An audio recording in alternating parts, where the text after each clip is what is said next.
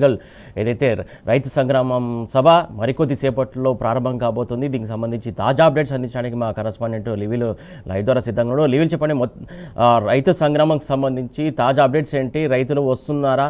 ఎట్లా ఉంది అక్కడ సిచ్యువేషన్? ఇంకెంతసేపట్లో సదస్సు ప్రారంభం కానుంది? రాష్ట్రంలో రైతులు ఎదుర్కొంటున్న సమస్యలపై మరొకసారి ఉద్యమాల పోరుగడ్డ వరంగల్ నుంచే రైతు సంగ్రామ సదస్సు పేరుతో బీఆర్ఎస్ పార్టీ పోరుబాట పట్టింది. మరి కాసేపట్లో బీఆర్ఎస్ వర్కింగ్ ప్రెసిడెంట్ కేటీఆర్ ఈ సభకు హాజరు కానున్నారు. దీనికి సంబంధించి వాళ్ళ రాష్ట్రంలో నెలకొన్న దుస్థితి, నాడు సంక్షేమం నేడు సంక్షోభం దిశగా ఉన్న రైతాంగానికి మద్దతుగా అండగా ఉండేందుకు బీఆర్ఎస్ పార్టీ ఏర్పాటు చేసిన సభకు సంబంధించి మనతో మాట్లాడడానికి సతీష్ రెడ్డి ఉన్నారు. అన్న చెప్పండి, ప్రధానంగా ఇవాళ ఈ సదస్సు ఏర్పాటు చేయడానికి కారణం ఏంటి? 2022 మే 6వ తారీఖు కాంగ్రెస్ పార్టీ రైతు డిక్లరేషన్ పేరు మీద ఇక్కడ రాహుల్ గాంధీని తీసుకొచ్చి రైతుల కోసం మేము 2 లక్షల రుణమాఫీ ఒకేసారి చేస్తాం, ఒకే దఫాలో చేస్తామని చెప్పారు. అదేవిధంగా వరికి గాని ఇతర ధాన్యాలకి పంట బోనస్ ఇస్తామని చెప్పారు, మద్దతు ధర కల్పిస్తామని చెప్పారు, పండిన ప్రతి గింజని కొంటామని చెప్పి అప్పుడు రైతులకి రకరకాల హామీలు ఇచ్చారు. మీరు చూసినప్పుడు 10,000 రైతు బంధు కేసీఆర్ బిచ్చమేస్తుండు, మేము 15,000 ఇస్తామని చెప్పి మాట్లాడిండు. ఇట్లా రైతు కూలీలకి పొలం లేకున్నా కూడా భూమి లేని కూలీలకు కూడా 12,000 ఇస్తామని చెప్పి ఇట్లా రకరకాల హామీలు ఇచ్చి రైతులని మోసం చేసి రైతులని ప్రలోభపెట్టి హామీలతోని అధికారంలోకి వచ్చారు.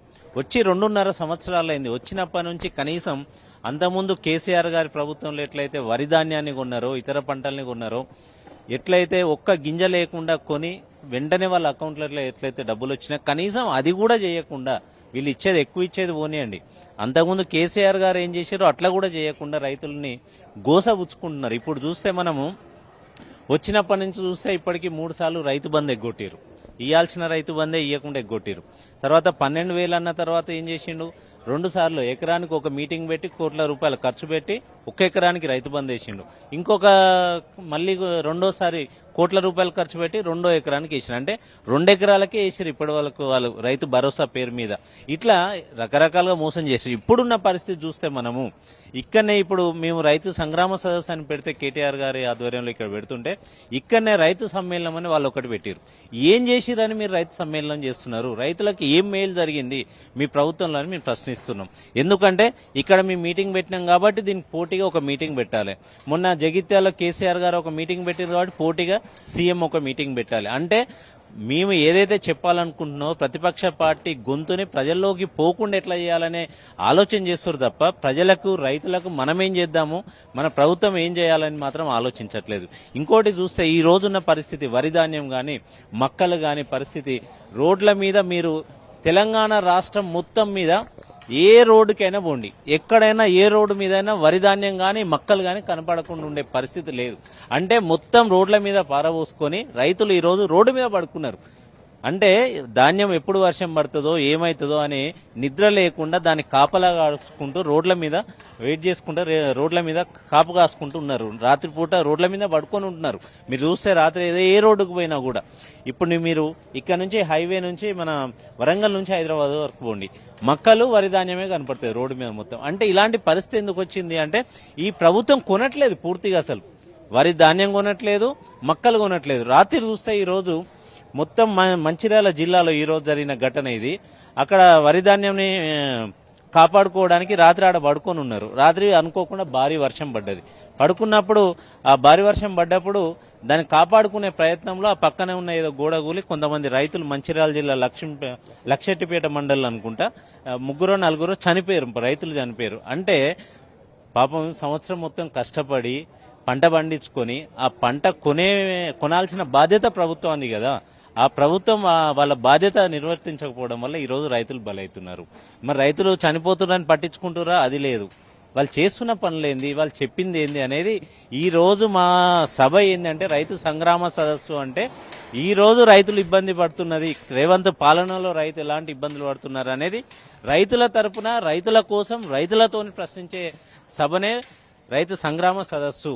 ఈరోజు బీఆర్ఎస్ పార్టీ ప్రతిపక్ష పార్టీగా రైతుల కోసం కొట్లాడబోతుంది, రైతుల కోసం ప్రశ్నించబోతుంది, రైతులతోనే మాట్లాడిస్తాం మేము ఈ సభలో. రైతులు ఎలాంటి ఇబ్బందులు పడుతారో రైతులతో మాట్లాడించి ప్రజలందరికీ రైతులందరూ చూసే విధంగా తెలవాలి. ఈ రోజు చూస్తే దాదాపు 15-16 లక్షల ఎకరాలలో మక్కలు పండిస్తే ఒక్కొక్క ఎకరానికి 40-50 క్వింటాల మక్కలు. ఒక్క వర్షం పడితే ఒక్క గింజ కూడా పనికిరాదండి. మక్క ఒక్క గింజ కూడా మళ్ళీ పనికిరాదు వర్షం పడితే. అలాంటి పరిస్థితులలో అందరూ ఏడిపే తక్కువ. గన్ని బ్యాగులు లేవు నింపుకోవడానికి, లారీలు లేవు తీసుకుపోవడానికి, కొనేటోళ్ళు లేరు, కొనుగోలు సెంటర్లు లేవు, రైతులు ఎక్కడికి పోవాలని అర్థమైతే లేదు. ఇలాంటి పరిస్థితుల్లో దళారులనే ఆశ్రయించాల్సిన పరిస్థితి వస్తుంది. 2400కి ప్రభుత్వం కొనాల్సిన మక్కల్ని దళారుల చేతిలో 1800కే కొంటున్నారు. వాళ్ళు ఏం చేస్తారు? వాళ్ళకి పెట్టుకునే స్థలాలు లేవు, ఎక్కడ పెట్టుకోవాలనో తెలియదు.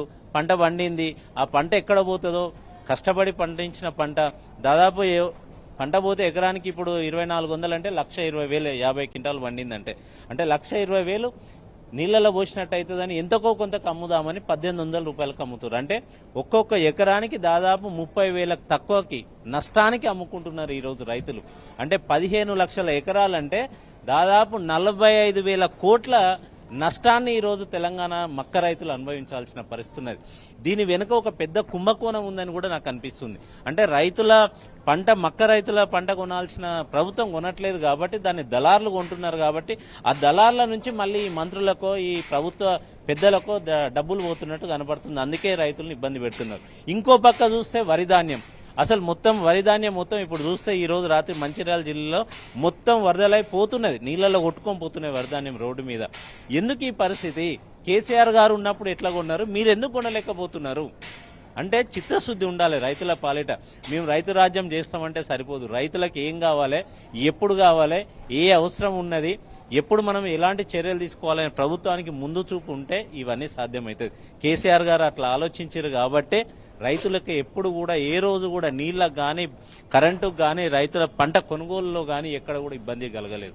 కాబట్టి ఇవన్నిటిని ప్రశ్నించడానికి, రైతుల తరఫున పోరాటం చేయడానికి ఈ రోజు ఇది నాంది మాత్రమే. ఈ రోజు మొదలవుతుంది రైతు సంగ్రామ సదస్సుతోని. వరంగల్లో ఆ రోజు ఏ రోజైతే రైతు డిక్లరేషన్ పేరు మీద కాంగ్రెస్ వాళ్ళు పెట్టిరో అదే వరంగల్లో మేము ఈరోజు రైతు సంగ్రామ సదస్సు అని మా యుద్ధాన్ని ప్రకటిస్తున్నాం ప్రభుత్వం మీద రైతుల తరఫున. దీన్ని ఈ రోజుతోనే ఆపము, కొనసాగుతూనే ఉంటుంది. ప్రతి సంవత్సరం ప్రతిసారి రైతులకు అవసరమైనప్పుడల్లా చేస్తాం. నిన్న కేటీఆర్ గారు వస్తున్న క్రమంలో హైదరాబాద్ నుంచి వస్తుంటే జనగామలో ఆపిరు రైతులు, అక్కడ చూపించారు మక్కల పరిస్థితి ఏంది, వరిధాన్యం పరిస్థితి ఏంది. తర్వాత పర్కాల్లో ఆపిరు పోతుంటే అక్కడ చూపించారు. మళ్ళీ నర్సంపేటలో అయితే మొత్తం అసలు మార్కెటే క్లోజ్ చేసారు. నర్సంపేటలో మార్కెట్ క్లోజ్ చేస్తే రైతులు ఎక్కడికి పోవాలి? రైతులకు దిక్కేవారు? ఇట్లా రకరకాల ఎన్నో ద్రోహాలు చేసింది. అలాంటి రాబందు పాలన పోవాలి, రేవంత్ పాలన పోవాలి, మళ్ళీ కేసీఆర్ పాలన రావాలని రైతులు కోరుకుంటారు. ఆ రైతుల కోసమే ఈ రైతు సంగ్రామ సదస్సు పెట్టడం జరిగింది. వల్ల ఏదేమైతే మరి కాసేపట్లో బీఆర్ఎస్ వర్కిరెడ్డి కేటీఆర్ ఈ రైతు సంగ్రామ సదస్సుకు హాజరు కానున్నారు. ఏదైతే రైతు డిక్లరేషన్ ఉందో ఆ డిక్లరేషన్ బోగస్ అని మరొకసారి ఇక్కడి నుంచే సమరశంఖం పూరించనుంది బీఆర్ఎస్